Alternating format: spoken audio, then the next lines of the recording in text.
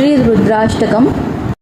नमामीशमीशाननिर्वाणरूपं विभुं व्यापकं ब्रह्मवेदस्वरूपं निजं निर्गुणं निर्विकल्पं निरीहं चिदाकाशमाकाशवासं भजेऽहं निराकारमोङ्कारमूलं तुरीयं गिराज्ञानगोतीतमीशं गिरीशं करालं महाकालकालं कृपालं गुणागारसंसारपारं नतोऽहं तुषाराद्रिसङ्काशगौरं गम्भीरं मनोभूतकोटिप्रभाश्रीशरीरं सुरन्मौलिकल्लोलिनीचारुगङ्गा लसद्बालबालेन्दुकण्ठे भुजङ्गा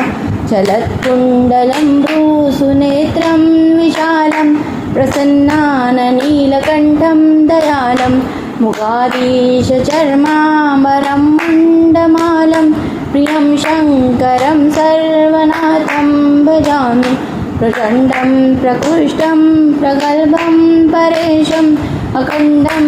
अजं भानुकोटिप्रकाशं त्रयशूलनिर्मूलं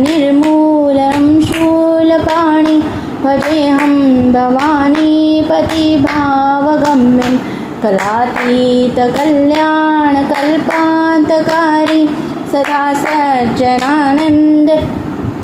दाता पुरारी चिदानन्दसन्दोहमोहापहारी प्रसीदे प्रसीद प्रभो मन्मथारि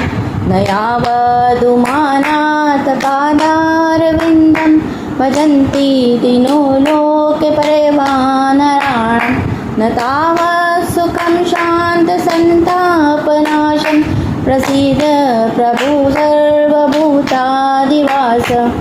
न जानामि योगं जपं नैव पूजा नतोऽहं सदा सर्वदा शब्दुपं